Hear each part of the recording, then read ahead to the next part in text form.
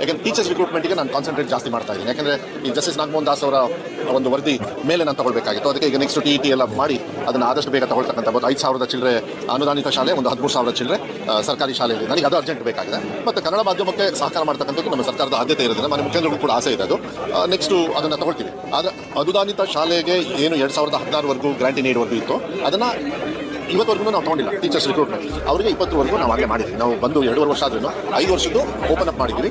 Next ಇಯರ್ಗೂ ಕೂಡ ಮನೆ ಮುಖ್ಯಮಂತ್ರಿಗಳು 2005 ನಾನು ಕೇಳಿದ್ದೀನಿ. ಇವನ್ 5 ವರ್ಷ ಕೊಟ್ಟರೇನು ಒಂದೊಂದು ಹಂತಕ್ಕೆ ಸ್ವಲ್ಪ ಸಹಕಾರ ಆಗಿದೆ. ಯಾಕಂದರೆ ಕೆಲವರೆಲ್ಲರೂ ಕನ್ನಡ ಮಾಧ್ಯಮವನ್ನು ಗ್ರಾಂಟಿ ನೀಡಿ ಸಿಗ್ಬೋದು ಅಂತೇಳಿ ಕೆಲವರು ಮಾಡಿದ್ದಾರೆ. ಬಟ್ ಇದು ಹಿಂದಿನ ಸರ್ಕಾರದವ್ರು ಮಾಡಿಬಿಡ್ಬೇಕಾಯ್ತು. ಅವಾಗ ಸ್ಟ್ರೀಮ್ ಲೈನ್ ಆಗಿದೆ, ಚೆನ್ನಾಗಿರೋದು. ಬಟ್ ಮಕ್ಕಳ ಸಂಖ್ಯೆ ಇದೆಲ್ಲ ಕ್ಯಾಪ್ ಎಲ್ಲ ಇರೋದ್ರಿಂದ ಅವ್ರಿಗೂ ಪಾಪ ಕೆಲವರಿಗೆಲ್ಲ ಕಷ್ಟ ಆಗ್ತಾ ಇದೆ. ಅದನ್ನು ಸ್ವಲ್ಪ ಕಮ್ಮಿ ಮಾಡಿ ಅಂತಾರೆ. ಇದನ್ನೆಲ್ಲದೂ ನೋಡಿಕೊಂಡು ಎಷ್ಟು ಮಟ್ಟಿಗೆ ನಮಗೆ ಹೊರೆ ಪ್ರಶ್ನೆ ಇಲ್ಲ. ಕನ್ನಡದ ಶಾಲೆ ಬಗ್ಗೆ ನಾನು ಹೊರೆ ನೋಡೋದೇ ಇಲ್ಲ. ಮನೆ ಮುಖ್ಯಮಂತ್ರಿ ಕ್ಲಿಯರ್ ಆಗಿ ಹೇಳಿದ್ದಾರೆ. ನಾವು ಈಗ ಸಬ್ಮಿಟ್ ಮಾಡಿದ್ದೀವಿ. ಅವ್ರು ನೋಡೋಣ, ಮನೆ ಮುಖ್ಯಮಂತ್ರಿಗಳು ಏನಾದರೂ ಒಂದು ಸಹಕಾರ ಎಸ್ಪೆಷಲಿ ಫಾರ್ ಗ್ರಾಂಟಿ ನೀಡ್ನ ವಿಸ್ತರಣೆ ಮಾಡೋದಕ್ಕೆ ಮಾಡ್ತಾರೆ ಅಂತ ವಿಶ್ವಾಸ ಇದೆ. ನೆಕ್ಸ್ಟ್ ಇಯರ್ಗೆ ಅದು ನೆಕ್ಸ್ಟ್ ಬಜೆಟ್ಗೆ ಬರಬೇಕು.